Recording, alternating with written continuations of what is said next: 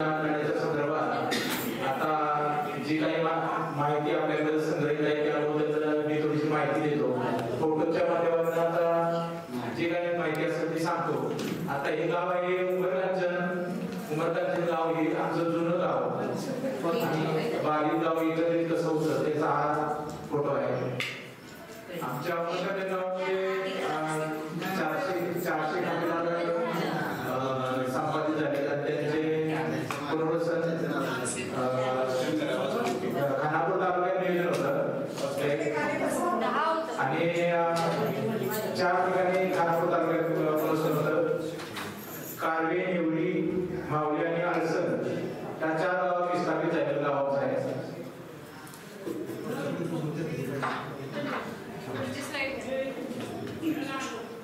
आणि जुन्या गावात आमच्या पत्र्याचे घर होते आणि जीवन पद्धती अशी कोंबड्या, म्हशी आणि असं सगळं गावात सगळं राहणार.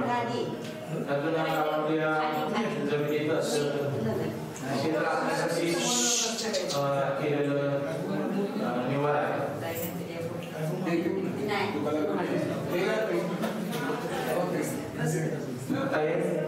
मेडगावाचं मेडगावाचा जुना मेडफाटा ते मेड जाणारा जुन्या पुलाचा फोटो आहे. ज्या पाणी साठतं त्यावेळी तो पाण्यातून गेला आणि ती विहीर दिसते ती उमरकांचन गावच्या पाणी पुरवठ्याची विहीर आहे. तिथून उमरकांचन गावापर्यंत त्या विहिरीनं पाण्याचा पुरवठा होतो. हे गाव आहे ते मेड आहे. मेडमध्ये जुने गावचे घरांची रचना या फोटोमध्ये दिसते.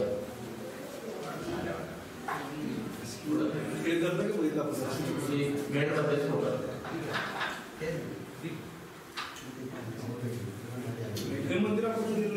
हे ज्योतिबा मंदिर आणि ही लोकांना एकत्रित लोकांना एकत्रित करण्यासाठी प्रत्येकाला भेट दिलेली होती. लोकांना आंदोलनाच्या बाबत सगळी माहिती देऊन पोरं, शाळेची पोरं आणि महिलांना या आंदोलनाची माहिती देत होत्या. ही 2010 साली धरणाची गळभरणी झाली. गळभरणी करतानाचा हा मधल्या म्हणजे नदीचं पात्र थांबव धरणाचा हा फोटो आहे. गणपतीच्या वेळेला आपण जे आंदोलन करत होतो त्या शासकीय अधिकाऱ्यांनी आपल्या जन आंदोलनाच्या समन्वयक सुनीताई, हेमाताई आणि तरुण कार्यकर्ते, गावातले कार्यकर्ते चर्चा करतात.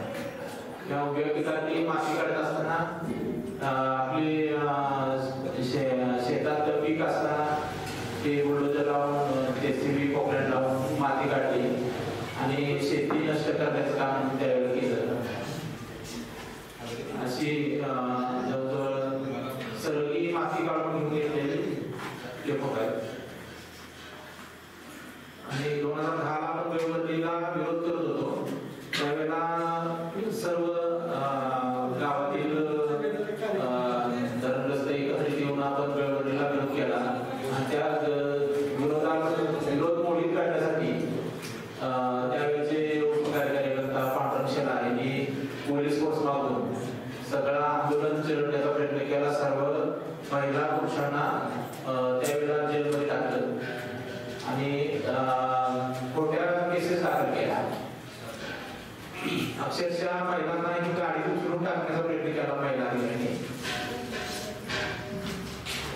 आणि हे सगळे ते पोलीस व्हॅन मध्ये सगळ्या लोकांना असं बोंबून भरत होत. अशा आंदोलनासाठी लोक बसलेले कुठले वाहन चालू नये म्हणून त्या ठिकाणी बसून आंदोलन केलेलं आहे.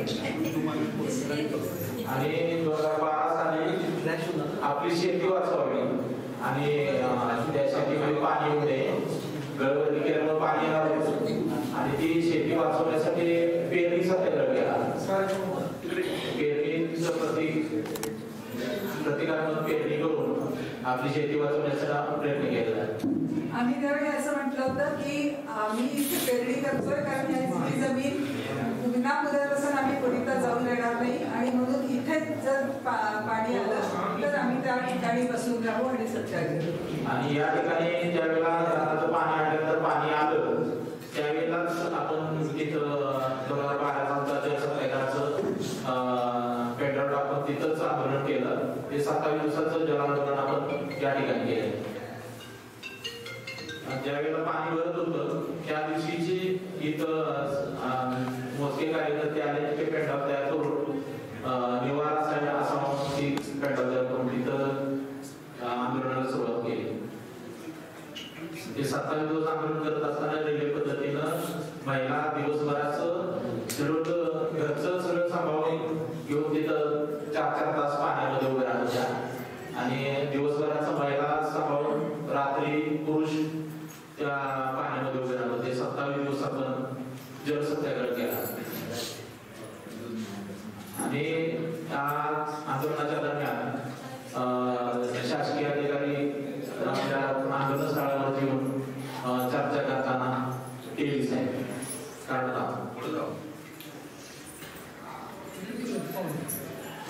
आपले पुण्याचे मानवभाऊ आणि पिंपरीचे छोटे कार्यकर्ते प्रसाद भाऊ हे त्या आंदोलनाच्या पाठिंब्यासाठी त्या दिवशी आले होते.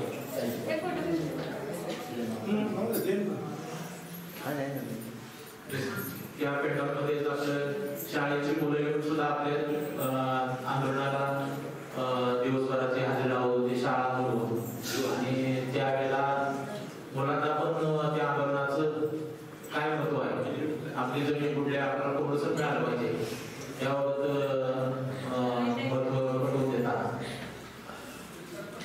आणि त्या आंदोलनातून आपल्याला जिल्हाधिकारी रामास्वामी यांच्याकडे समेत बैठक होती आणि त्या दिवशी मग पाणी सोडण्याचा निर्णय झाला आणि धरणातून पाणी सोडणे त्याच दिवशी निर्णय झाला. ती आंदोलन मागे नाही परंतु आंदोलन चालूच राहील. धरणातून पाणी कमी करा. पाणी सोडलं त्यावेळेस कॅडेटच्या तिथला फोटो आहे निषेध करतानाचा.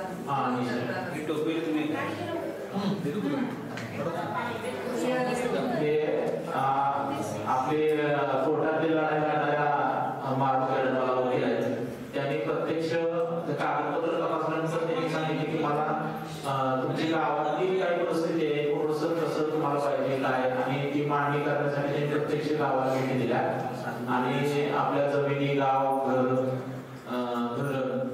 प्रत्यक्ष त्यांनी पाहणी केली. साधना ते पण रामास्वामी साहेब बैठक झाली. बैठकीत आम्ही हा कटाक्ष नाही ठेवला होता जरा मागसाठी आमचा आग्रह होता की बॅक होत नाही फक्त मागच्या फोटो संदर्भ हा देते की आमचा आग्रह काय झालेला की आम्ही फक्त कार्यकर्ते किंवा आंदोलनाचे नेते वगैरे बोलणार नाही, लोकांशी बोललं पाहिजे.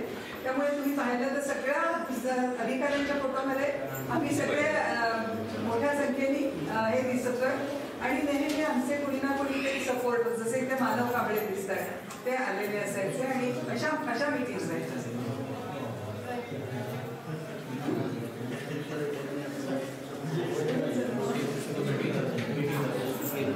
जनांदोलनाच्या वेळेला त्या आपल्या आंदोलनाला भेट देण्यासाठी आलेल्या समर्थनासाठी आणि मार्गदर्शनासाठी आलेल्या त्यावेळी संवाद साधला.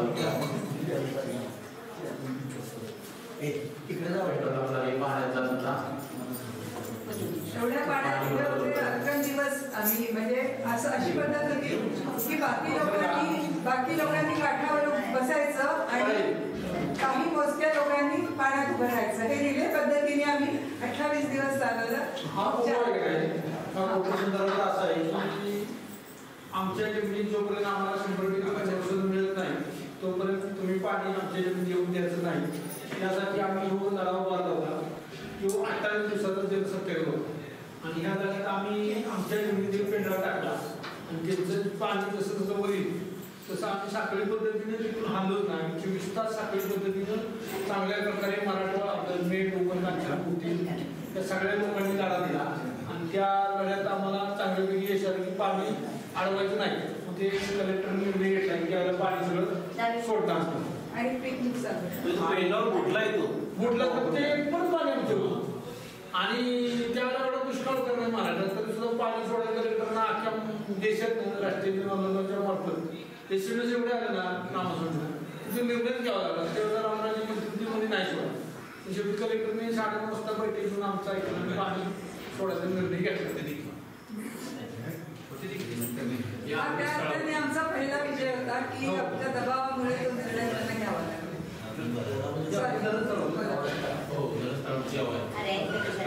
असे आम्ही पिणार काठावर बाकीचे लोक बसायचे आणि मग तिथेच सगळं जेवण वगैरे सगळ्यांचं आणि हे सगळं भर पावसाळ्यात उघड्यावर ती मुलं सुद्धा सहभागी व्हायची आणि शाळा सुटल्यानंतर मुलं यायची तिथे सगळी शाळेतली आणि मग त्यांच्याशी गप्पा गाणी वगैरे असं चालायचं. पलीकडे गाव आहे दिसते की नाही तिकडचं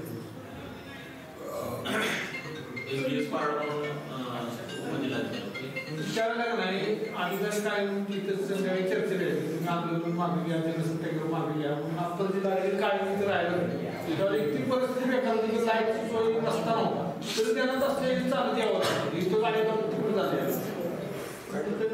अशा बैठका व्हायच्या त्यातनं शेवटी त्यांना पाणी सोडायला दिसत भाग पाडतं निवेदन देतो कलेक्टर साहेबांना 7 तारखेला निवेदन देतो.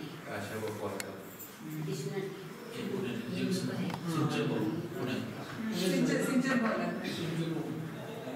नाही असं झालं की ते तुम्हाला तुम्ही पहिला फोटो पाहिला 14 तारखेचा तर म्हणजे तारखा सांगायच्या तर 11 जून कारण मला तो दिवस आठवतो की 11 जूनला आम्ही तो पेरणी सत्याग्रह केला तेव्हा पाऊस नव्हता सुरू 5 जुलैला पाणी भरलं आणि आम्ही तो जलसत्याग्रह सुरू केला. तो 14 जुलैपर्यंत कलेक्टरनी काही आधी दखल घेतली नाही ते अधिकाऱ्यांना पाठवत होता आणि अधिकाऱ्यांची शेवटी आणि अधिकारी फक्त यायचं म्हणायचं तुम्ही उठा आणि आम्ही काही करू शकत नाही तर आम्ही अधिकाऱ्यांना म्हटलं तुम्हाला जर अधिकार नाही आहे तर तुम्ही कशाला आमच्याशी बोलायला जा आम्ही तुमच्याशी बोलणार नाही. मग कलेक्टरांनी आम्हाला फक्त अशी विनंती केली की मला जरा सगळीकडे पूरस्थिती आहे मला येणं जमणार नाही पण प्लीज मग आम्ही सगळ्यांनी निर्णय घेऊन 14 तारखेला आम्ही गेलो कलेक्टरांना भेटलो. मग आता यांनी सांगितलं तसं पाणी सोडलं गेलं वगैरे पण आमची मागणी अशी होती की आमची जी पिकं बुडली त्या पिकाची नुकसान भरपाई मिळायला पाहिजे आम्हाला आणि बुडीत येऊ दिला नका. तर आता त्यांनी पाणी तर सोडलं पण सत्याग्रह चालू होता कारण पीक नुकसान भरपाईसाठी आणि मग 21 तारखेला मेधाताई आल्या. मग आम्ही मंत्रालयात गेलो मंत्रालयात सुनीताई तुम्ही पण त्या खुर्चीत बसतात का?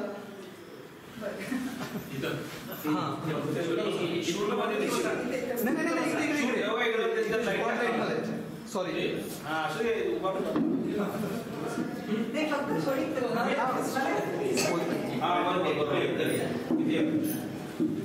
तुम्ही कशाला उठले तुम्ही बरोबर आहेत तिकडे मला फक्त हे जोडावंसं वाटलं की हे काय कारण तुम्ही तारखा पाहिल्या तर पहिली 5 जून मग 11 जुलै मग आता 14 जुलै आणि आता ही 3/8 आहे. तर इथे ह्यावेळी असं झालं की आम्ही सगळे इथून धरणावरून निघालो आणि आम्ही सगळ्यांनी डेबेवाडीला एक मोठी सभा घेतली चालत निघालो डेबेवाडीला सभा घेतली आणि तिथून आम्ही निघालो ते मुंबईला गेलो शिष्टमंडळ 25 लोकांचं आणि इथे जे थांबले होते त्या लोकांनी त्या दिवशी प्रदीप पुरंदरे सर आले आणि इथे राहिलेल्या सगळ्या लोकांनी पूर्ण आता आपण जो सगळा जलाशय पाहिला ना त्याला पूर्ण मानवी साखळी केली होती त्या दिवशी म्हणजे पूर्ण उमरकांचन पूर्ण मेण पूर्ण घुटी अशी पूर्ण मानवी साखळी केलेली होती जलाशयामध्ये. पण त्याच्या आधीच्या फोटो जे दिसत आहेत ते त्या दिवशी मुख्यमंत्र्यांची मिटिंग झाली त्याच्यात खूप ताणाताणी झाली आणि मग मेधाताईने असं जाहीर केलं की आम्ही उठणारच नाही मग आम्हाला अरेस्ट करायला आले तरी मग मेधाताई म्हणाल्या की तुम्ही अरेस्ट करा मंत्रालय आमचे आम्ही इथून उठणार नाही. शेवटी पत्रकारांनी आणि प्रवीण परदेशी त्यांनी सांगितलं की ठीक आहे आम्ही उद्या पुण्यात मिटिंग घेतो मग रात्रीतनं आम्ही मुंबईत गेलेले लोक पुण्यात गेलो, तोपर्यंत इथून 3 ट्रक्स भरून 250 लोक रात्रीतनं निघाले आणि ते सगळे पुण्यात आले आणि सिंचन भवनामध्ये मीटिंग झाली. त्यामुळे तुमच्या लक्षात आलं असेल तर की आधी हे सगळे लोक काही आलेले नव्हते मुंबईला, पण रात्री पडत्या पावसात ह्या घाट आणि ह्या त्यावेळी रस्ते नव्हते काही नव्हते, आणि गावांमधून निघून लोक पुण्यात आले. मोठी मीटिंग झाली 4 तासांची पुण्यात, पण मुंबईत आले आदल्या दिवशी दिवसभराची झाली होती. आणि त्या दिवशी पीक नुकसान भरपाईच्या मागणीला मान्यता मिळाली. तो हा ऐतिहासिक क्षण.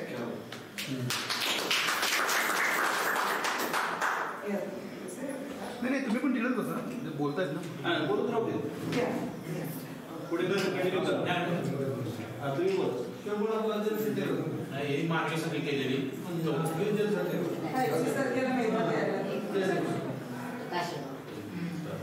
ही मीटिंग होती मुंबईत मीटिंग होती त्यावेळेला, आणि ती पूर्ण मानवी साखळी केली तिन्ही किनाऱ्यावर.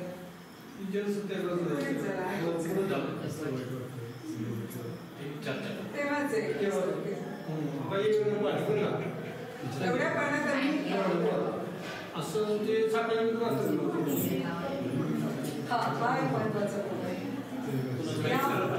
चर्चा करताना ते लेटर निघून गेले. निघाल्यानंतर ते मेळचे महिलांनी रस्त्यात आडवी झोपली आणि मग ती गाडी थांबून मग पुढचा फोटो त्याला एक तहसीलदार आहेत आणि ती तलाठी आहेत. मग त्या महिलांच्यावरची चर्चा करतात. ह्या झोपल्या होत्या त्या गाडीच्या समोर, आणि मग सगळ्या महिला म्हणजे मगाशी म्हणत होते ना की महिलांनी खूप लढावपणा दाखवला. हो असा त्या जाब विचारायच्या संख्या स्टँडवर आम्ही चालत इथून गेलो, पुढे जायचं चालत त्यानुसार एक मोर्चा काढला.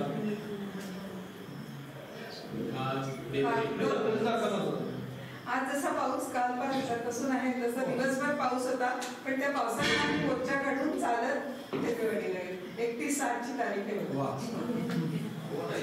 आता मोठी झाली. तिने आता जरा पुढे यावं आहे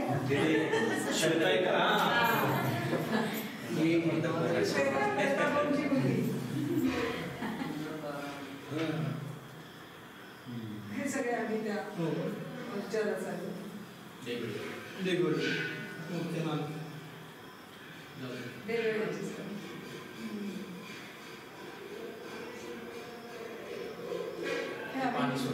आम्ही जेव्हा निघालो तेव्हाच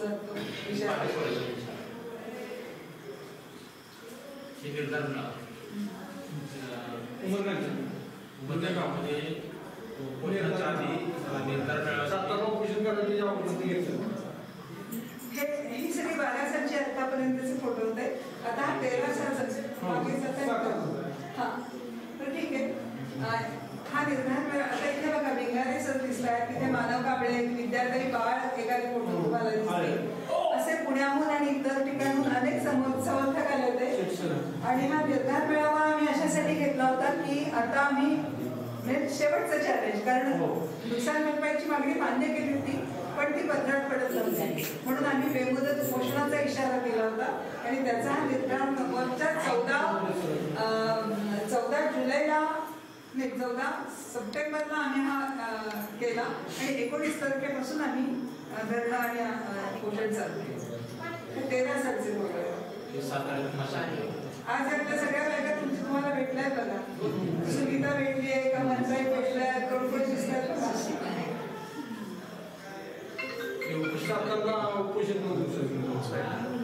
या उपोषणातही असं केलेलं होतं की आम्ही 5 दिवसांचा इशारा साखळी उपोषणाला केलं. त्यामुळे 19 पासून 24 पर्यंत ते करू. 24ला जेव्हा काही झालं नाही तेव्हा मग आम्ही 4 जण उपोषणाला बसलो होतो.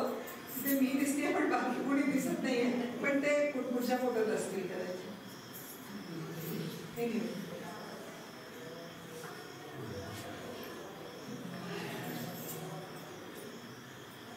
एक झालं की मीडियाने आम्हाला खूप सपोर्ट केला होता, दोन्ही म्हणजे प्रिंट आणि इलेक्ट्रॉनिक. मंजूर झाल्यानंतर एक बातमी होती, तिची बातमी विजय मेळावा. विजय मेळाव्याच्या त्या कार्यक्रमाच्या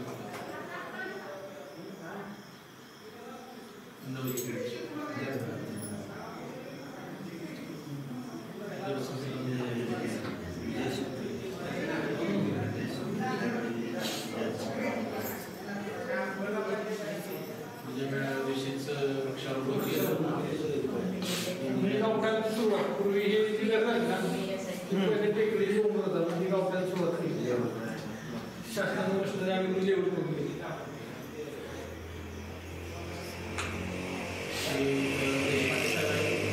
सर आणि साधनाताई ते गावठाणाचा लेआउट तयार करण्यासाठी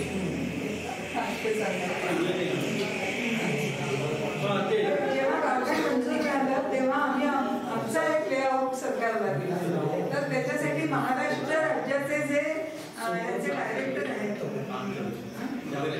टाउन प्लॅनिंगचे डायरेक्टर राहिलेले महाराष्ट्र राज्याचे देशपांडे साहेब आणि त्यांच्या पत्नी त्या पण जॉईंट डायरेक्टर राहिलेल्या भिंगा दिसतात ही सगळी मंडळी इथे आली त्यांनी सगळी पाहणी आणि मोजमाप घेतली आणि आपल्या गावठाण कसं असावं त्याचा नकाशा सरकारला आम्ही सादर केला.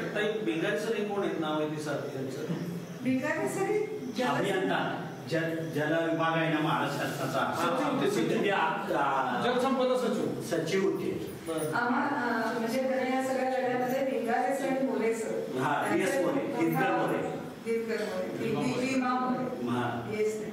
तर याचा खूप मोठा सहभाग असा राहिला की आपण नेहमी लढत असतो आणि आपल्याला अनेकदा कायदा माहित नसतो अनेकदा नियम माहिती नसतात आणि आपण फक्त आपली प्रेरणा ही असते की अन्याय होऊ नये पण त्याला जर जोड असताना ही असते की कायदे कानून आणि नियम काय आहेत त्याचा खूप मोठा परिणाम होतो त्याचे हे उदाहरण आहे. भिंगारे सर आणि मोरे सर हे दोघे म्हणजे सरकार म्हणजे मोरे सर हे लेडीची संस्था आहे ना लेडी नाशिकची त्याचे महासंचालक म्हणून निवृत्त झाले आणि भिंगारे सर हे वाळूचे महासंचालक म्हणून निवृत्त झाले.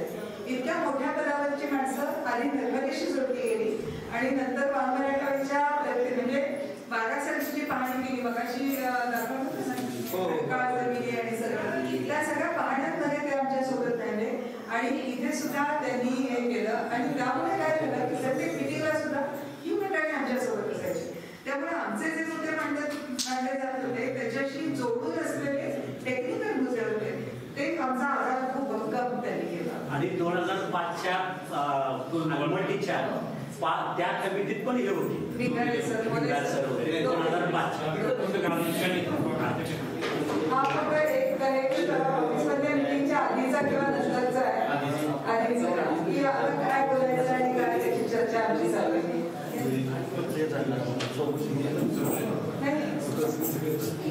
रोख रक्कम मंजूर झाल्यानंतर ते लोकांचे फॉर्म भरून घेत चालले आणि ते गावात नायब तहसीलदार त्यांनी ग्रामपंचायतीत बसून सगळ्या लोकांचे फॉर्म भरून घेतलेले आणि जी रोख रक्कम ठरवायची होती त्यावेळेला आपल्या संघटनेला त्यांनी पत्र दिलं होतं जी रोख रक्कम शासनाला असं पत्र दिलं होतं की प्रकल्पग्रस्तांना मंजूर असेल अशी रोख रक्कम द्या आणि ते रोख रक्कम ठरवत असताना सगळे प्रकल्पग्रस्त या बाजूला येतात तिकडं शासकीय अधिकारी सगळे आहेत त्यावेळेचा आरोप आहे. माझा प्रश्न आहे त्याच्यात जेव्हा तुम्ही धरण जे आता सरकारनं ठरवलेलं आहे किंवा कलेक्टर येत आहेत आणि पोलीस पण येत आहेत तर यांना असं काही कलम लावली का की तुम्ही सरकारी कामात अडथळा आणताय वगैरे असं काय का चालत त्या एक केस चालू द्या तर शेवटा 10 केसेस तर आमच्या सगळ्या प्रकरणात होत्या त्याच्यामध्ये आता एक केस होती 353 शासकीय कामात अडथळा आणतात ती आता म्हणजे ठाणे स्टेजवर आहे काही लोक हजर झाले त्यांची आता केस मागे घेतली आणि आता थोडे लोक आहेत ते हजर झाले त्यांची आणि एक 5-6 केसेस होत्या त्याच्यामध्ये गृहमंत्री होते तेव्हा ते आपले भिंगारे साहेब त्यांनी त्यांची ओळख दिलं संघटनेचे या केसेस मागे तर ते त्यांच्या लेवलला त्यांनी सांगून की सगळे केसेस मागे हो काय केसेस करायच्या नसतात जास्त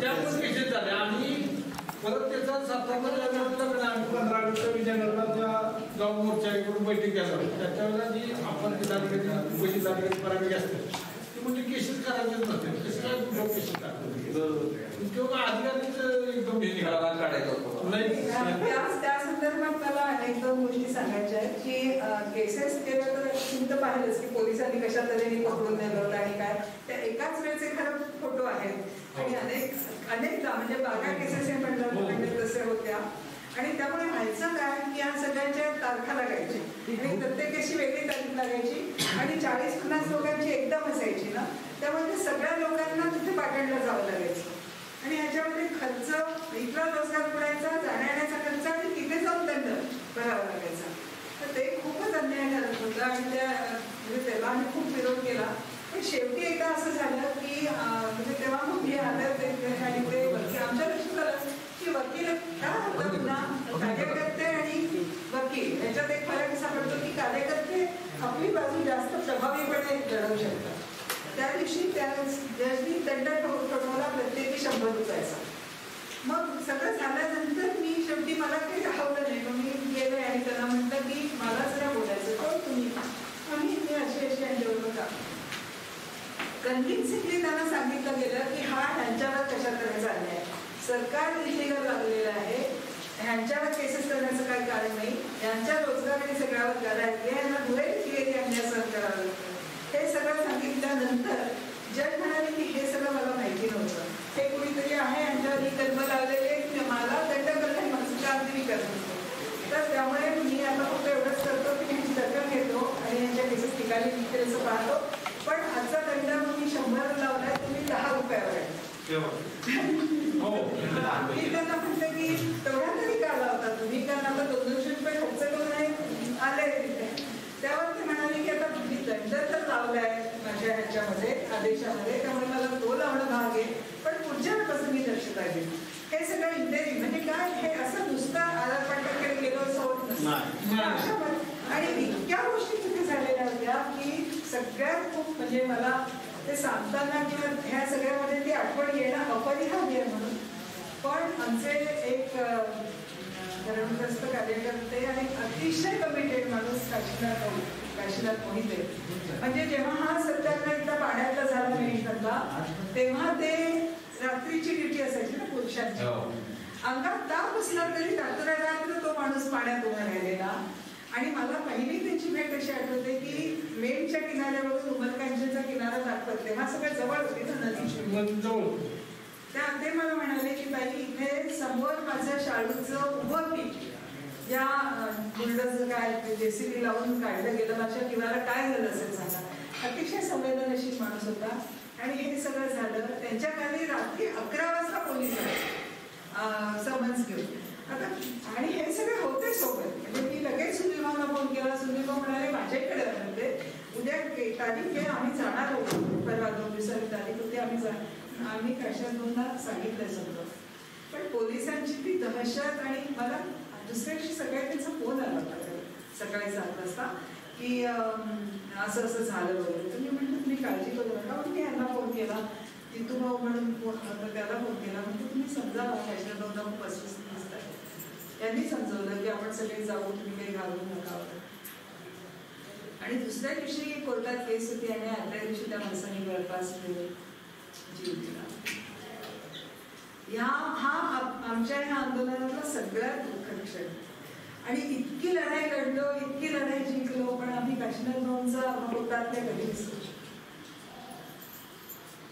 त्याच्यानंतर हे सगळं झालं की आर पाटलांकडे आम्ही गेलो आणि ते सगळं आर पाटील अगदी असे वागले आमच्याशी की मला म्हणाले की काय ताई मी जर या खुर्चीत बसलेलो नसतो तर मी तुमच्याच आंदोलनात असतो वगैरे पण एवढंच झालं की आर पाटलांनी ते काम केलं आणि सगळ्या केसेस मागे घेतल्या गेल्या त्यामुळे शासनाने केलेल्या सगळ्या केसेस मागे घेतल्या पण हा कॉन्ट्रॅक्टर अजून शरत म्हणजे आत्ता सुद्धा त्यांची तारीख होती आणि सरकार हात बंद करून मोकळं होतं सरकार म्हणजे आम्ही काय करू आता धरून बांधणारी व्यवस्था शासनाची आहे की नाही त्यांना म्हणून तुम्ही त्या ठेकेदाराला सांगा केस माग घ्या आमचा काय तुम्ही त्यांना बऱ्यापैकी त्या केसेस विचार करता अजून तुम्ही विचार करतो तुम्ही त्याच्यावर गुन्हा दाखल काय झालं बरं सर 2010 साली त्यांनी पाणी आणलं त्यांनी पाणी आणताना जी काय समजा पूर्ण प्राधिकरण किंवा जिल्हाधिकारी याची कुठल्याही प्रकारचं पत्रव्यवहार किंवा संमती घेतलेली आज सुद्धा घेतलेली.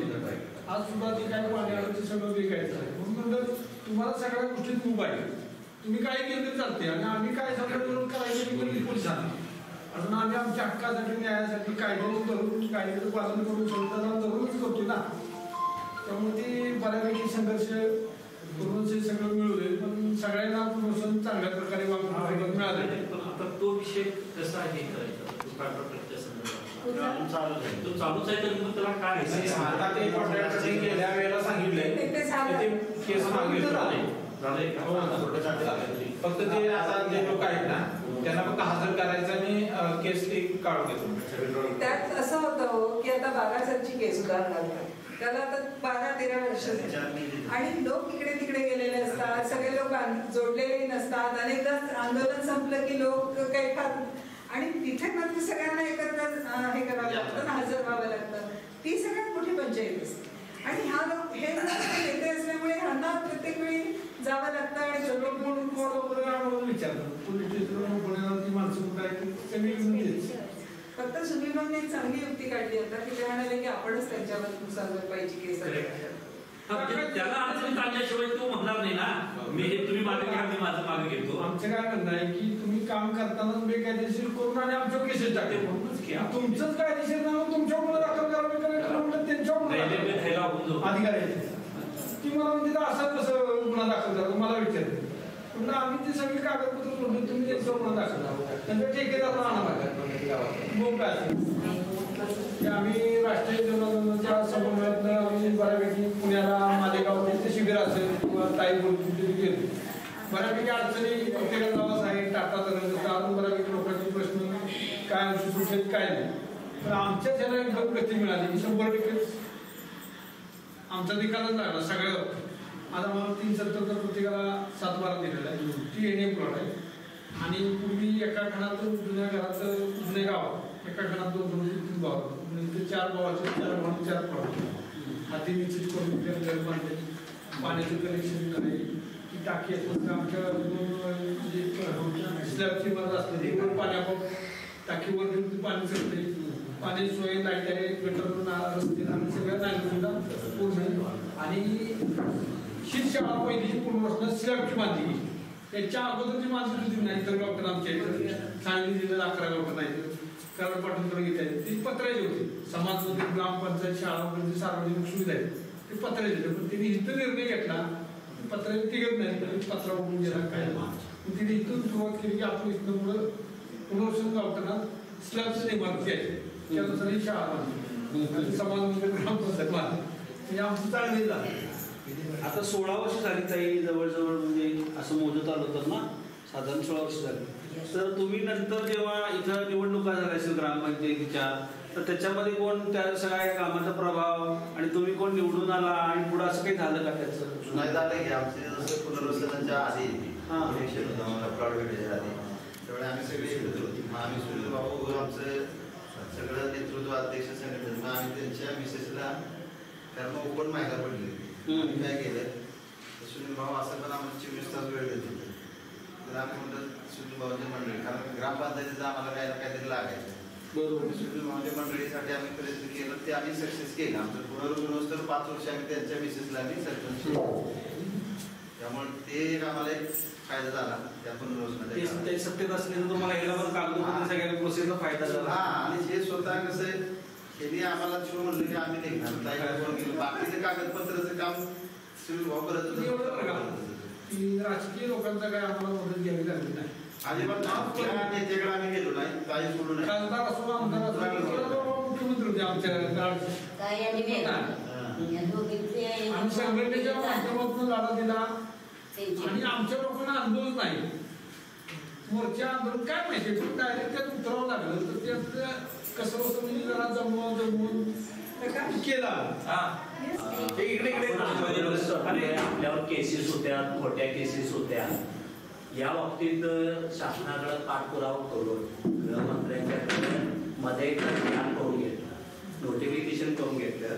13 फेब्रुवारी 2024 31 जानेवारी पर्यंत जे आंदोलनामध्ये सामाजिक आणि राजकीय कार्यकर्ते, विविध पक्षाचे नेते कार्यकर्ते, तसेच सामाजिक संघटनांचे कार्यकर्ते यांच्यावर जे काय असं आंदोलन करताना केसेस झाल्या, त्या केसेस 31 ऑगस्ट 2023 पर्यंत पोलिसांना भेटून आपण त्या विड्रॉ करायला सांगत होतो, तर सगळ्या केसेस गेल्या असतात. मधल्या पिरियडमध्ये आमचं असं झालं की आम्ही 23 मध्ये पदयात्रा काढली ती राजू शेट्टी, आणि त्याच्यानंतर 7 नोव्हेंबर आणि 23 नोव्हेंबरला हायवे रोखला 10 तास. त्याच्यावर प्रचंड केसेस झाल्या, आणि ज्या वेळेला मंत्रालयामध्ये जोरदार मीटिंग झाली आणि त्यावेळेला साहेबांनी सांगितलं जनतेसाठी आम्ही केलंय, 100 केसेस अजून घाला आणि आम्हाला कोर्टात हेलपाटे घाला, नसेल तर ते केसेस तर काढून टाका. त्यावेळेला त्या एक नोटिफिकेशन काढून सगळे खटले मागे घ्यायला सांगितलं. तोच रेफरन्स जर मला जर माहित असता निश्चितपणानं आपले केसेस गेले असते. नाही, आपल्या केसेस सगळ्या गेल्या, कॉन्ट्रॅक्टरनी केलेली असल्यामुळे ती नाही गेली.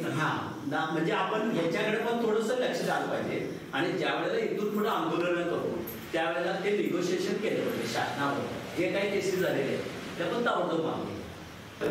ज्या वेळेला आम्ही आंदोलनाला बसलो त्यावेळेला डॉक्टर यायचे, काय पण लोक यायचे की त्यात 102 काय बघितलं तिथं, म्हणजे आम्हाला विचारायचं तुमचं काही दुखतंय का, तुमचं काही होतंय का, तर आम्ही म्हणायचं आमचं काही दुखत नाही. आता या ठिकाणी जीव जरी गेला तरी चालेल, पण आमचं पुनर्वसन 46 गावातच झालं पाहिजे असं आम्ही व्यक्त घेतला. मग त्यामुळे पुन्हा त्याने आम्हाला आश्वासन दिली. त्या आश्वासन दिल्यानंतर सरकार बदलले. मग आणि आमचं 4 वर्ष आम्ही पुन्हा 4-5 वर्ष पुन्हा लढा केला. ज्या वेळेला आला तर पाणी आमच्या मुलीला आहे, आम्ही सातारला मिटिंग झाली. सातारला आम्ही मिटिंगला गेलो. मग एक प्रकाश भाऊ मामाजी जायला सांगायला आमची अगोदर मिटिंग झाली ताईच्या घरात. मग ताईने मी म्हटलं ताई मला ताई म्हणजे तुम्हाला काही बोलायला वेळ नाही, मला 2 अक्षर म्हटलं बोलायला मला संधी द्यायची. तर ताई म्हणजे तर चालेल. पुन्हा तिथं आम्ही मिटिंगला गेलो. मिटिंग संपत आली आणि पुन्हा मी म्हटलं थांबा सर, म्हणलं मला 2 अक्षर बोलायची. म्हणून तिथं बोला. मी बोलले तर म्हटलं आमचं मामाजी म्हटलं प्रकाश बोले म्हटलं सांगितलं जाते तर पाणी आमच्या घरापाशी आले, जर का म्हटलं पाय घसरला किंवा पाण्यात गेलं तर आम्ही बघणार सकाळीच बघणार. मग यांना म्हटलं तुम्ही दरवाजा खोला. मग त्यांनी माझं मंत्र्यांनी हातात घेतलं मला म्हणजे आधी तुम्ही दरवाजा गेट तेवढा खोला काढा. दुसरा उद्या पाण्याचा आड म्हणून आपल्या कुठला आहे, आम्ही गावाचं पाणी आणतोय. आता आमची साखर कुणी बी आता दुसरीकडची आली कशी, मात्र माणूस कसं पाणी आणायचं, आम्हाला पाण्याची सोय म्हणलं झाली पाहिजे. मग त्यांनी पुन्हा आम्हाला दुसऱ्या दिवशी ट्रॅक्टर पाण्याचा दिला. आता मी संपवते. या छोट्या छोट्या गोष्टी पण कराव्या लागल्या. नियमित टँकर यायला लागले आमच्या गावामध्ये, कारण आमचा हाड पाण्याखाली गेला होता. पण या सगळे टँकर मिळवण्यासाठी सुद्धा असे संघर्ष करायचे. जी 10 वर्षाचा संघर्ष ना तो रोजचा संघर्ष. एक दिवस असा गेला नाही की ज्या दिवशी गाव स्वस्त आहे. ताईच्या रूमवर गेले माझ्या डोक्यात मी ताईला म्हटलं ताई मला असं सुचलंय मी बोलू का, तुम्हाला तुम्हाला काही बोलायला वेळ नाही तर त्यातनं मी तुम्हाला बोलायचंय तर बोला. ताईने माझ्या पाठीला हात टाकला म्हणजे तुम्हाला हे कसं सुचतं या, तेवढं माझ्या नेमकीत येत आहे तेवढं मी बोलते.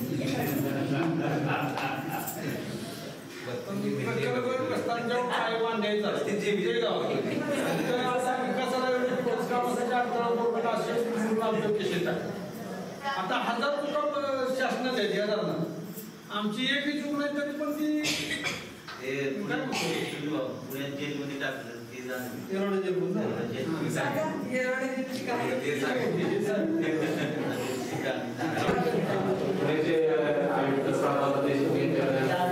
आपल्या पुनर्वसनाच्या पैसे घेतले पण सगळ्या प्रोडक्ट ते आम्हाला काही सांगितलं नव्हतं. आम्हाला तारीख दिली त्याच्या आदल्या दिवशी आम्ही इथनं ट्रक भरून कराडला गेलो, कराडवरून रेल्वेने आम्ही पुण्याला गेलो. आणि दुसऱ्या दिवशी मिटिंग सगळे टाटा प्रवासा परत सगळे आमचे इथले लोक आम्ही सगळे तिथे पुण्यात कार्यरत सकाळी जमलो. आणि त्यांच्या पीएने आम्हाला सांगितलं की आज मिटिंग नाही तुमची उद्या मिटिंग ठेवूया. आम्ही सांगितलं एवढ्या लांब आलोय, मिटिंग आजच झाली पाहिजे. त्यांनी नाही म्हणून सांगितलं. मग ताई काय म्हणलं तसं चालणारच नाही, चला आपण सगळे बसूया. मग आम्ही आयुक्तांच्या कार्यालयात बसलो. तिकडं घोषणाबाजी केली की त्यांनी त्याची दखल घेतली. म्हणले ते बोलवा बोलायला प्रतिनिधी 10 पाठवा. आता मग प्रत्येक धर्माचे आंदोलनाचे लोक घेतले 2-2. बैठक झाली, सगळं झाली. प्रभाकर देशमुखने परत फोन करून सांगितलं तिथल्या पिढ्याला की ती गाड्या बोलवणी माणसं घ्या का. मग आमची जवळजवळ 80 महिला आणि 100 पुरुष सगळ्यांना अटक केलं पुण्यामध्ये.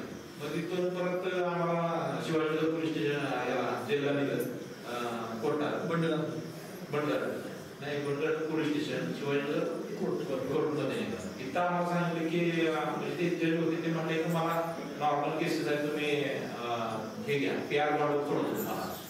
काय म्हणलं आम्ही काही गुन्हाच केला नाही तर कशासाठी PR, तुम्ही असं सोडताय तर सोडा. नाही म्हणजे तुम्हाला अरेस्ट करून आणले म्हणजे तर मला ते करावंच लागलं. काय म्हटलं नाही आम्ही गुन्हाच कबूल करणार नाही. ते आम्हाला रात्री ते त्याला ससूनला नेलं, तिथं मेडिकल करून परत शेवटी 4 वाजता आम्हाला एरोडा जेलमध्ये टाकलं. महिला 80 महिला कारागृहात, पुरुष 100 इकडं 4 वाजता आम्हाला आतमध्ये नेलं. मग तिथलं भांडी वाटलं, ते एक हातरायचं कांबळायचं सगळं दिलं. नवीन भांडी दिली टाकल्या वाटली आणि आम्हाला एका बाबा बारा होती तिथं आम्हाला दिली झोपायची. किती 4ला गेलो 6ला उठवलं. उठा किती करायचे. कसली गती करतात काय माहिती. जोडी बसायचे, दोघं बसायचे. ते मोजायला त्यातला मोजत जाणार, मोजले की मग परत सोडणार बाहेर त्या बारावीच्या बाहेर मोकळायच्या. मग तिथं त्यावेळेला नाश्ता येणार. नाश्ता चहा झाला की मग निवांत परत आणि आतमध्ये घेतलं की परत आणि मोजायचं. परत जेवायच्या वेळेला बाहेर सोडायचं. 3 दिवस आम्ही आतमध्ये होतो. त्यावेळेला आम्ही सगळ्या आलेले तिथल्या त्या आमच्या बारावी जे असतील त्यांना त्यांची मुलाखत घ्यायची. तुम्ही काय आलाय, कसं आलाय, कोणत्या गुन्ह्यात आलाय, ती सगळी चौकशी करून 3ऱ्या दिवशी आम्हाला परत सोडलं. तिसऱ्या दिवशी सोडलं जेव्हा एकतर ह्यांची इतकी ऐश का झाली सांगते. ह्यांच्या बरोबर भापकर भारती भापकर आणि इब्राहिम भाई होते आणि बाकी टाटा लवासाचे पण आणखी लोक होते त्याच्याबरोबर. त्यामुळे आणि येरवडा त्यांचे वैशिष्ट्य आहे की अतिशय चांगली व्यवस्था. त्यामुळे ह्यांची एकदम ऐश झाली आणि 3 दिवस मस्त मजेत केली. इकडे महिलांच्या ह्याच्यात काय होतं, महिलांच्या कार्यकर्त्यांपैकी फक्त मी एकटी होते आणि बाकी सगळ्या लांब लांबून आलेल्या वाघमोड्याकडून, तिकडून टाटा लवासातून आणि लवासातून आलेल्या तर आदिवासी महिला. आणि इतकी वाईट ती मेट्रन किंवा जे काय तिथली यंत्रणा होती ना की त्यांना एकतर काही घेणं नव्हतं की हे कोण गुन्हेगार आहेत का, काय आहेत का, आंदोलक आहेत का, काय काही नाही. म्हणजे झडती घेतात. तर त्यावेळी अक्षरशः आणि काय बायकांना माहीत असतं आम्ही की पैसे वगैरे सगळे आधी जमा करावे लागतात, पैसे मोबाईल वगैरे सगळं. तर सगळ्यांनी आम्ही सगळं दिलं होतं आपलं. त्या बाईला बिचारीला कुठून तरी आलेलं आपलं काय काहीच नसलं हातात तर काय म्हणून तिने आपल्या लुगड्याच्या केळ्यात पैसे थोडे दडवून ठेवले. तर तिला त्या बाईने थोबाडीत मारली. आणि मग आम्ही खूप चिडलो. म्हणजे तुम्हाला हा अधिकार नाहीये कोणी दिलेला, तुम्ही झडती घ्या, आले पैसे तुम्ही जप्त करा, पण हा अधिकार नाही. पण त्या दिवशीपासून आमच्या लक्षात आलं की हे असं नाही चालू द्यायचं. पण गंमत अशी झाली त्याच. आणि मी काय आम्हाला मी लगेच उपोषणाला सुरुवात केली होती. तिकडे प्रसाद भाऊंनी उपोषणाला तुमच्या ह्याच्यात सुरुवात केलेली होती. त्यामुळे आणि त्या दिवशी झालं असं की त्याची स्टोरी सुरू झाली तरी पण सांगते तुम्हाला थोडक्यात की त्या दिवशी काहीतरी 3ऱ्या कारणाने मेधाताई 4थ्याच ठिकाणी उपोषणाला बसल्या, भोपाळ किंवा कुठेतरी. पण टीव्हीवर बातम्या आल्या ना तर मेधा पाटकर उपोषणावर सुनीतीचं उपोषणाला लक्षायला लागल्या. त्यामुळे इथे पण त्याचा दबाव आला ना की मेधा पाटकर तिथे ह्याच्यासाठी बसल्या असं वाटून. आणि दुसरं असं झालं की हळूहळू त्या यंत्रणेच्या लक्षात आलं की हे काहीतरी वेगळे लोक आहेत. म्हणजे आम्ही काय करायचो हे जे बंदीची वेळ आणि मोकळं सोडायची वेळ अशी असते ना आमच्या इथे तशीच होती. आणि सेम आहे की लगेच उठवायचं, लगेच जोडायला जात असायचं, सगळं तेच. पण बंदीतनं आम्ही मोकळ्या झालो किंवा बंदीच्याही काळात आम्ही सगळे बायका एकत्र बसायचो आणि छानपैकी आंदोलनाची गाणी म्हणायचो, चर्चा करायचो वगैरे वगैरे. हळूहळू इतर महिलांना आमच्याबद्दल खूप वाटायला लागलं आणि मग त्या भडभडून आमच्याशी बोलायला.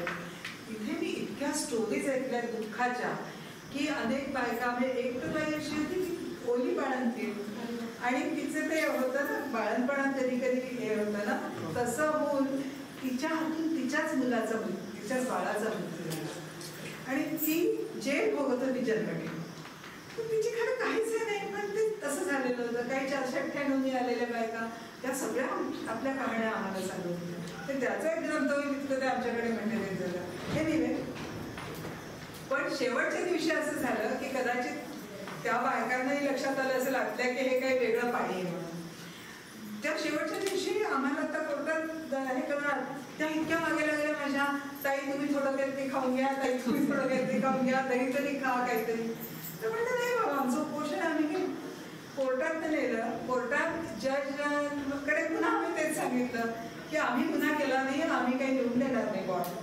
तर जज म्हणाले की आता हे बघा की मला काहीच करता येणार नाही, कारण तू 3 दिवसापेक्षा मी तुम्हाला जास्त वेळ जेलमध्ये ठेवू शकत नाही. मी तुम्हाला काहीच करत नाही, तुम्ही कशावर सह्या करू नका, बॉन्ड घेऊ नका, काही मी परत सोडून देतो. जजने आम्हाला सोडलं. आमची वरात पुन्हा आली याच्यावर. मग त्या बायका ती बंदी असं बसले असतात ना 2-2, ज्यांनी पहिल्या दिवशी आम्हाला अगदी गुन्हेगारासारखं वागवलं त्यांनी तिथे आम्हाला सादर संगीत दही खाऊ घातलं आणि मग एक भाषण मला ठोकावं लागलं आणि मग सगळा. आणि मग मी त्यावेळी थोडं कैद्यांनाही उद्देशून काही बोलते, काही थोडेसे कारणीचक्या त्या बायकांना पण दिल्या, त्या मेट्रोज वगैरे होत्या त्यांना. पण नंतर आणखी एक छोटी शेवटची गोष्ट अशी झाली की ती केस चालू राहिली, त्यामुळे आमच्या तारखा पडत काय नाही, आम्ही कधी केलो नाही काय. पण मग जेव्हा तिथे सौरभ राव जेव्हा कलेक्टर कमिशनर होते,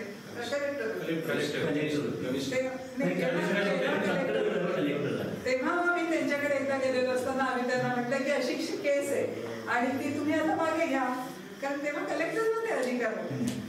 तर ते म्हणाले काय केलं तुम्ही? म्हटलं आम्ही आयुक्तांच्या पुढे घोषणा दिल्या. हसले, म्हणाले घेतो मागे. त्यांनी आदेश काढला आणि आमच्यावरती ती केस सुद्धा शेवटची अशा रीतीने मागे घेतली. मला एवढंच म्हणायचं, एवढी स्टोरी याच्यासाठी सांगितली की कधी कधी कार्यकर्त्यांना आपलं मोराल टिकवण्यासाठी सुद्धा अशा मूव्ज कराव्या लागतात. आता त्या 3 दिवसांनी आमची खूप परीक्षा केली, कारण बाया बापड्या त्यांची घरं तिकडे एकटी कायची, एखादीला रडू यायचं. हा दिवाळी पुढ्यात होती, 6 नोव्हेंबर तारीख होती आमच्या, 6 ते 9 नोव्हेंबर आम्ही त्याच्यामध्ये. त्यामुळे तर कधी कधी मलाही असं व्हायचं की आपण ह्या बायकांना उगाच असे टाकलं, पण त्याने त्यांची ताकद एवढी वाढली ना की पुढे कशालाच घाबरलं नाही, त्यांना जेलला घाबरलं ना कशा. पहिल्या मे 9 सालचे ते आपण पाहिलं ना मगाशी पोलीस खेचून येताना, त्यावेळी जेलमध्ये नेल्यावर त्यांच्या बांगड्या पण फोडल्या, त्यांचे सगळे काढून घेतले होते. आणि बायकाच्या बाबतीत एक असतं ना की त्यांना सौभाग्य लेणं हे गेलं गेलं की फार वर्ग करते, त्यामुळे ते खूप घाबरत होते जेलमध्ये जायला पुढे. आणि त्या अनुभवानंतर मात्र आमची निर्भयताच उलट वाढली असं मला सेम हा अनुभव सुद्धा सेम असंच झालं. माझा प्रश्न आहे, आता मी जलसंपदा खात्यातच काम केलं 37 वर्ष. महाराष्ट्रातील बऱ्यापैकी भूसंपादन आणि पुनर्वसन ऍक्ट खाली बघितले, पुनर्वसन कायदे. ओव्हरऑल या प्रकल्पावर तुम्हा सर्वांना पर्यायी घरं, पर्यायी जमिनी, प्रकल्प प्रस्तावित दाखले आणि त्याच्या अनुषंगाने त्याचे बेनिफिट्स बऱ्याच ठिकाणी शासकीय नोकरी वगैरे असं मिळालं का बऱ्यापैकी? शासकीय नोकरी नाही. पण प्रकल्प जास्त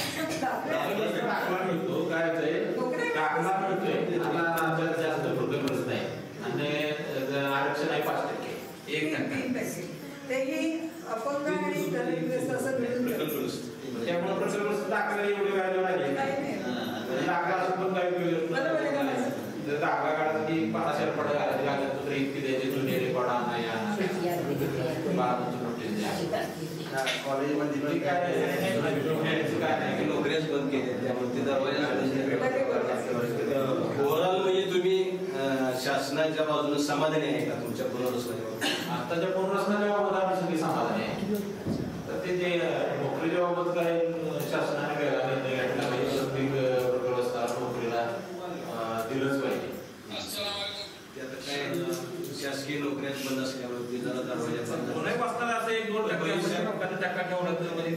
फायदा होऊ शकतो. असं काय होणार नाही पाहिजे. पण आपण समाधान आहात पुनर्वसनापुढे, परंतु ते शासनाच्या धोरणानुसार पुनर्वसन झालं म्हणून समाधान आहे का आपण लढलो म्हणून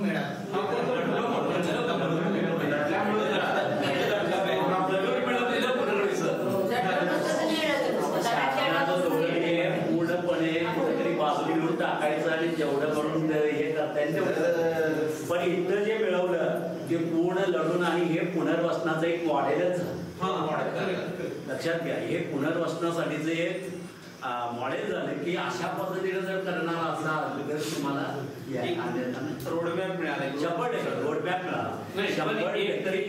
एक नुकसान जे आहे ते झालं, कुठलं की जी उपजाऊ जमीन आहे ती गेली, ते कायमची गेली. हे सर्वात हे नॉन त्यात मी तुम्हाला एक सांगू का, म्हणजे आता आपण सगळं पाहून आलो आणि गाव कसं बुडलेलं, म्हणजे आज गेलेलं गाव तुम्ही आता पाहिलं की ते सगळं जलाशय झालेलं आहे तिथे, किंवा आता यांची जी घरं आता वर आहेत तिथे सगळं तिथपर्यंत पाणी येतं, देवळाच्या तिथपर्यंत पाणी येतं, त्यामुळे ते सगळं संपलं.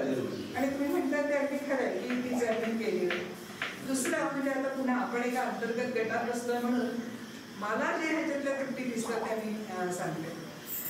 एक तर असं झालं की आम्हाला म्हणजे ह्यात ही 3 गावं लढली, एकूण 4 गावं काय पूर्ण विस्थापन होतं आणि 5 गावं होती ते अंशतः वाल्यांचं काय फार बाकी नव्हतं, ते सगळं झालं. ते काही जिंती वगैरे वाल्यांना आमच्यासोबत मिळालं वगैरे. पण ही 3 गावं एकजूट होऊन लढली, उमरकांचन, मेंढ आणि घोटी. त्यातलं घोटीचं पुनर्वसन ऑलरेडी झालं होतं आणि लाभक्षेत्रातच इथे जवळ झालेलं होतं तायगडेवाडीमध्ये. तळमावल्याला आपण येतो ना, तळमावल्याचं तिथे आतल्या बाजूला, आणि त्याला जमिनी पण मिळाल्या आणि घरप्लॉट पण मिळाले. सगळं पहिल्या टप्प्यात झालं होतं 9 सालाच्या आधी. काही लोकांचं राहिलेलं होतं, पण तिथे नागरी सुविधांचा पूर्ण अभाव होता आणि बाकी बरंच राहिलेलं उदाहरण होतं. त्यांना इथे जमिनी मिळाल्या, पण त्या अनेक म्हणजे जसं नर्मदेत आपलं झालं ना गुरुजी, तसं होतं की अनेक ओहोळ ओढे होते, त्याच्यातच जमीन, खडकाळ जमिनी, असं खूप होतं. त्यामुळे जमिनींबद्दलही होतं. दुसरं खूप मोठ्या प्रमाणावर मूळ शेतकऱ्याचा ताबा होता आणि त्या कोर्ट केसेस अनेक चालू होत्या आणि सरकार त्याच्याबद्दल अगदी हतबलता दाखवायचं. त्यामुळे यांना जमिनी मिळून सुद्धा त्यांना ताबे नसल्यामुळे कसता येत नव्हतं. आणि ही सगळी कथा 9 सालापासून 16-17 सालापर्यंत चालली की जोपर्यंत आम्हाला हे सगळे हक्क मिळाले नाही तोपर्यंत. त्यामुळे ते त्यांची लढाई आमच्या सोबत, म्हणजे जरी पुनर्वसन झालेलं असतं असली तरी एकजुटीने घोटीलवाले पण लढले आमच्या सोबत.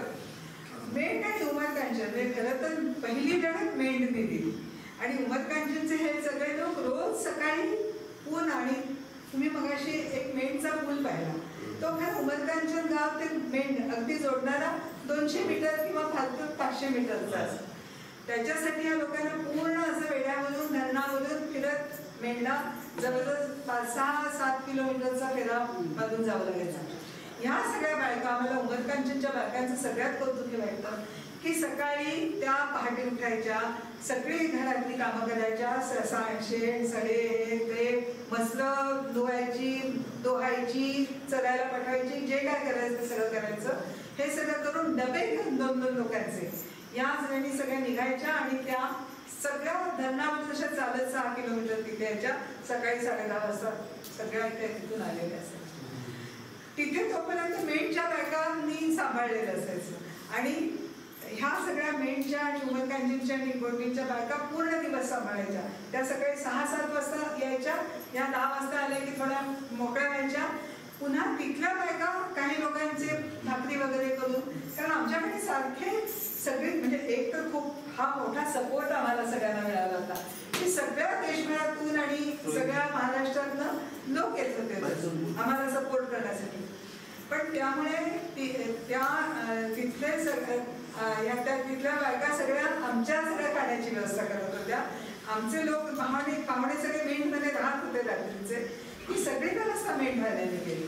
त्यामुळे पहिली लढाई 28 दिवसांची सगळ्यात थकवणारी पाण्याची लढाई.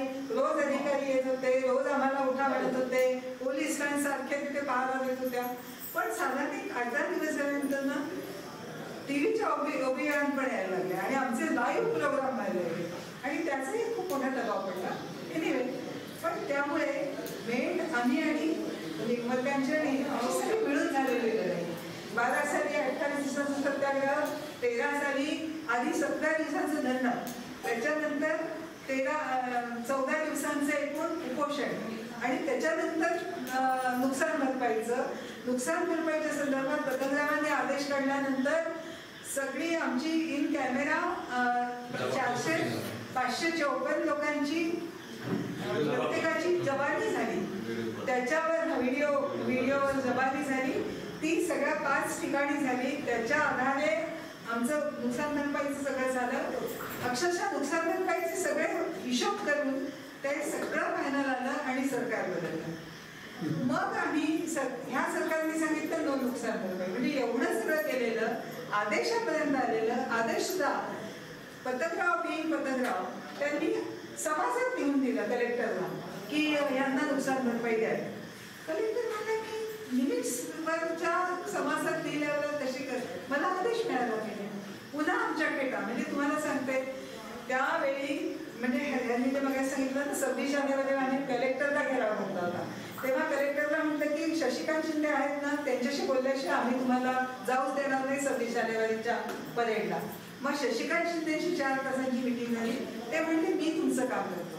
तर पतंगराव, शशिकांत शिंदे इकडे तिकडे करत अजितदादा त्यांची सही झाली, मुख्यमंत्र्यांची सही झाली. हे सगळं पण आता आमच्या पदरात पडणार आणि नवं सरकार आलं आणि नुकसान भरपाईची मागणी आमची गेली.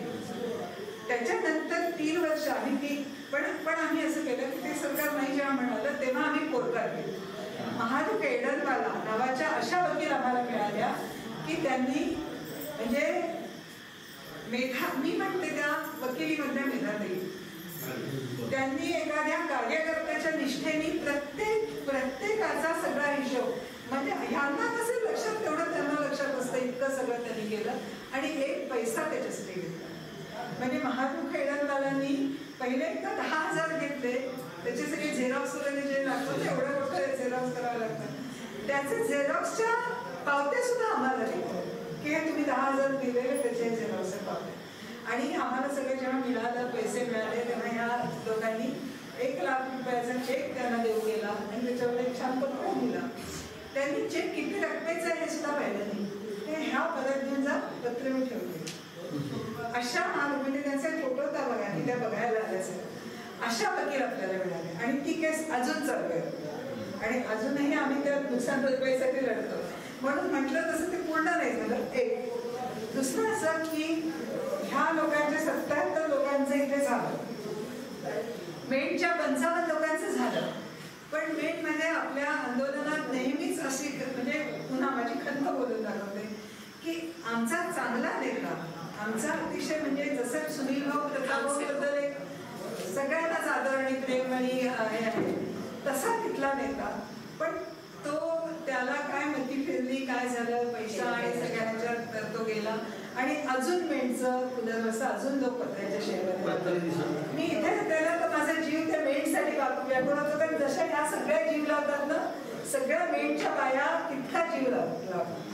आज सुनीता आली ती तिने मिठी मारलेली पाहिजे असेल, पण मेणला अजून नाही मिळालं. म्हणून मला इथे आम्ही समाधानी आहोत, पण मेणचं राहिलं ह्याच्यासाठी मी तर खूप अजून दुःखी.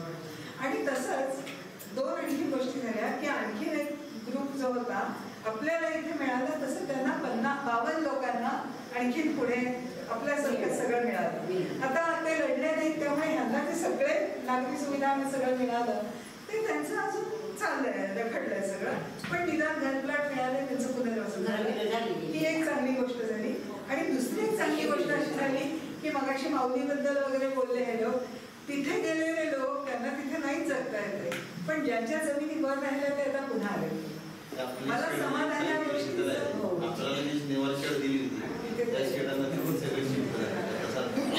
मला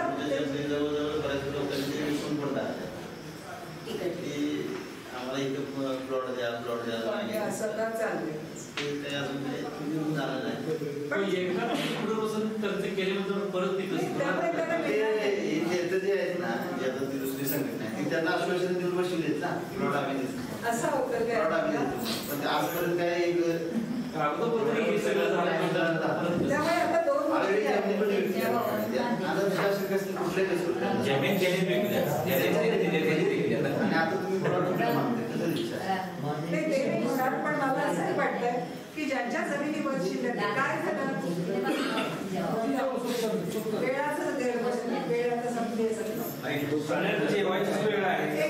दोनच मिनिटात तर मला दोनच मुद्दे शेवटचे सांगायचे तेवढे सांगून माझं संपवते मग या लोकांना पण एक तर काय झालंय काही लोकांच्या जमिनीवर शिल्लक आहे तर सरकार पण काय गंमत करतं सुनील बाबतीत जी जमीन टाकू म्हणते ना की जिथे जायलाच जागा ऍक्सेस नसतो त्या जमिनी संपादन नाही करते किंवा गाव जर पूर्ण पुनर्वसनात दुसरीकडे जाणार होतं तर मग वरच्या जमिनी सुद्धा गावाच्या ज्या होत्या त्या संपादित केल्या जायला होत्या त्या संपादित केल्या नाहीत आता काही लोकांच्या ज्या जमिनी वर संपादित न केलेल्या शिल्लक आहेत ते जर आपल्या जमिनीत आले तर काहीच त्यांचं चुकलं नाही ना त्यांना नागरी सुविधा मिळायला पाहिजे असं माझं म्हणणं आहे भले ते आमच्या संघटनेचे असोत किंवा नसोत भले आमच्याशी ते कसंही वागलेले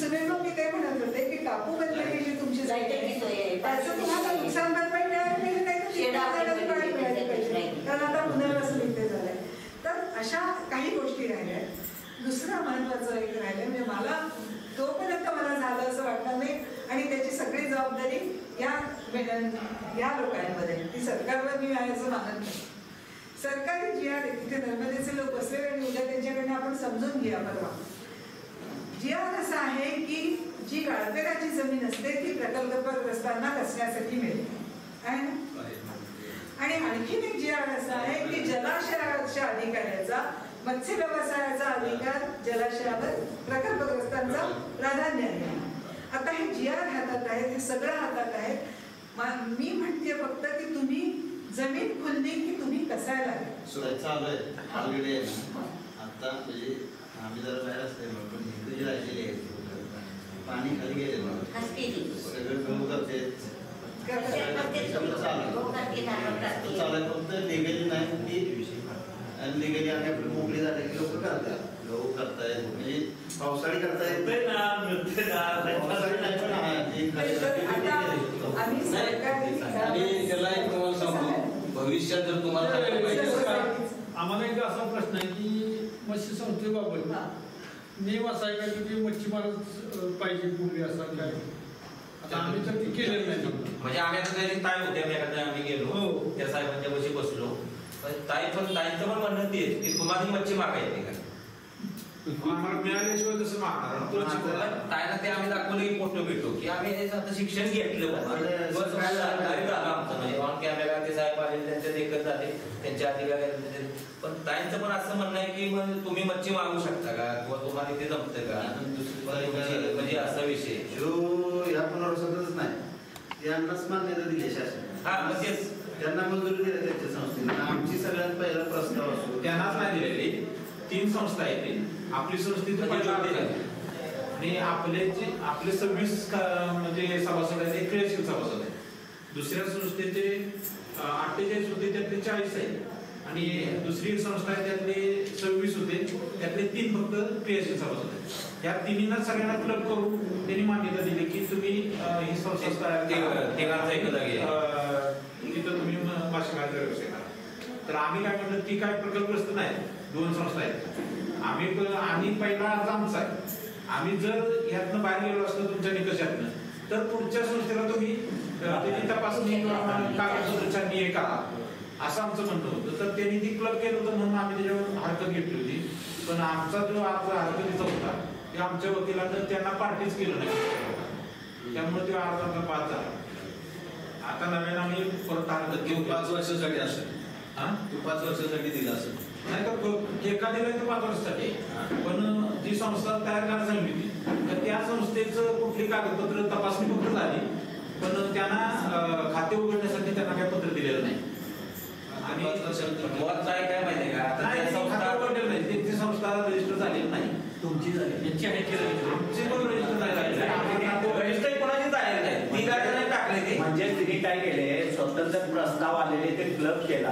आणि क्लब करून एक संस्था करा आणि तुम्हाला रजिस्ट्रेशन देतो खाता आणि तुम्ही व्यवसाय पण याचे ऑब्जेक्शन असं घेतलं की ते या योजनेत बसतच नाही म्हणजे ते आम्हीच पहिला बसतो आमचं रिजर्वेशन ते साहेब काय झालं ते संस्था आहे ना ते मग ह्यातली नाहीच हे लोक राहायची जायचं समजे त्या व्यक्तीपासून खालची त्यांनी कुठल्या निकषावर केलंय की 9 किलोमीटरच्या परिघातल्या म्हणजे धरणाच्या 9 किलोमीटरच्या परिघातल्या लोकांनी अर्ज करू शकतो त्या निकषावर त्यांनी अर्ज केलाय.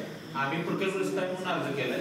आमच्या जमिनी कुठे जर गेले तर आम्हाला मासेमारीचा अधिकार मिळाला पाहिजे त्यासाठी आम्ही अर्ज केलाय आणि आपली त्यांना 25 लाखात आमची सर्व्हिस क्रियाशील सभासद आहे. आमची संस्था दुसरी एक गोष्ट ते प्रकल्पग्रस्त नाही आहे मग ते इथंच राहत नाही किती 9 किलोमीटरच्या बाहेर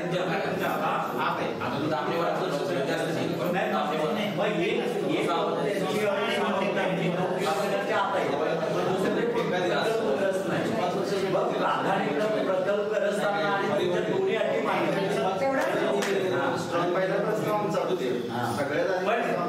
त्यांनी मुळात काय माहिती का त्यांनी जे लाईव्ह मधू घेतलं ना त्याचं त्यांच्या 2 संस्थेने जे केलं ते आमच्या त्यांनी घेतलंच नाही. त्यांनी मोगामत असं म्हणजे असं मोगा दिलं पण आम्हाला जेवढं आमच्या बसनं घेतलं ना जेवढं किंवा कॅमेरा येऊन तुम्हाला इथे बसायचं आलं पाहिजे म्हणजे आपण टाकू यारकडे रजिस्ट्रेशन संस्थेला यारकडे मग तुम्ही माहिती अधिकाऱ्यांकडे कोणतरी असतात की माझं प्रकल्पग्रस्तामध्ये आम्ही मोडतो 9 किलोमीटरच्या आत बसतो आणि तुम्ही बाकीच्या प्रकल्पग्रस्त नसताना 9 किलोमीटर मध्ये बसतात हा तुम्ही जे क्लब केलं ते कशाच्या आधारे केलं हे आम्ही केलं नाही. पत्र दिलं आयुक्त बस आयुक्त त्यांनी पत्र दिलं की तुमची संस्था क्लब करून तुम्हाला खाते उघडणे नाही तुम्ही सबलीकरण करता त्याला विचारा माझं स्वतंत्र आणि संस्था रजिस्ट्रेशन करायचा अधिकार तुमच्या नियमात बसत नाही ते आम्ही स्वतः आम्ही प्रोसिडिंग वगैरे करून आम्ही सभासद करून आमच्या सभासदांची स्वतंत्र संस्थेची मागणी आहे ना हो मग तुम्ही कुठला कायदा लावला परवा मेघनाताई आणि हे सर्व मंडळी आयुक्तांकडे गेली होती. खूप चांगली मिटिंग झाली. आयुक्त म्हणाले ताबडतोब माझ्याकडे प्रस्ताव पाठवा तो आपला अजून नाही आला उद्या मेघनाताईंना तुम्हाला तोड द्यावं लागणार आहे ते बघा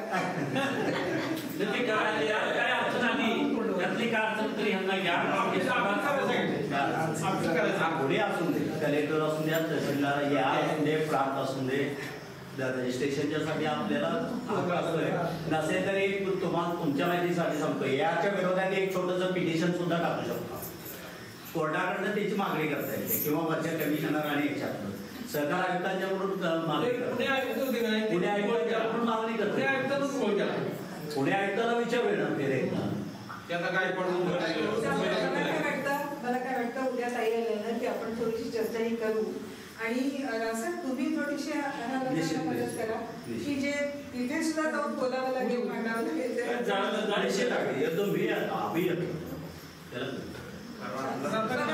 आजच्या सत्राची आजच्या या सत्राची पुनर्वसन झाले ते चांगलंच आहे पण जेव्हा मी 4थी वाढते तेव्हा मी डेब्युटी ते करायला गेलो पाऊस होता तेव्हा पुनर्वसन आधी झाले मगच आधी मरण आधी पुनर्वसन मगच झालं ती घोषणा ते बॅनर घेऊन मी गेलेली तो तेव्हाचा फोटो आहे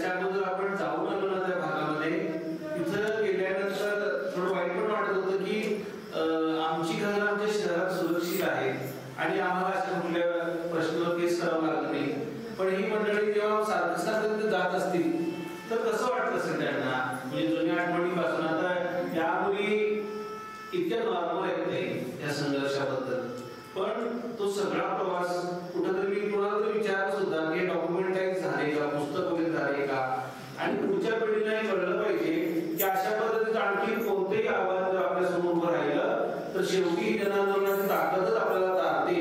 आणि त्याचं काय म्हणूया आपण मूर्तिमंत उदाहरण आम्हाला प्रत्यक्ष पाहायला मिळालं.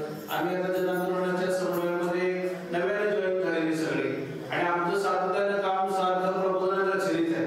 पण संघर्षात काय ताकद असते त्या सगळ्या गोष्टी एका पाड्यात आणि हा संघर्ष एका पाड्यात असं हे सगळं जाणवलं मला.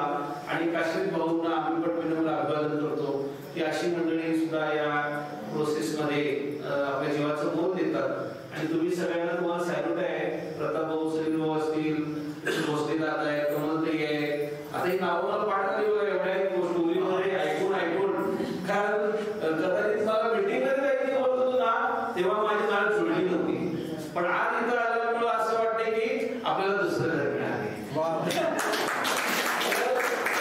आम्ही एक जात राहू आणि मला सातत्यानं वाटत राहिलं की ही जी चांगली जागा आहे, आजूबाजूला इथे चांगले लोक आहेत. तर काही शिबिर सेवादलाची किंवा ही मुलं मुली मोठ्या होत आहेत त्यांना हा संघर्षाचा भाग सगळा आणखी वेगळ्या पद्धतीने पुढे नेण्यासाठी काही गोष्टी असू शकतात. तर नक्की ताई यासाठी आम्ही ताईने म्हणालो अरे हे आमच्या घरापासून 2.5 तासावर करतं. तर ती एक गोष्ट कळाल्यामुळं आणखी ताई तुम्ही निश्चित राहा की आणि तर हा लढा पुढे नेलेलाच आहे. पण अशा काही गोष्टी या भागातून असतील तर आमच्यासाठी अनेक कार्यकर्ते आहेत. ती गोष्ट पुढं आणखी चांगल्या पद्धतीने न्यायला आम्ही सुद्धा ताई या सगळ्यांसोबत राहू एवढं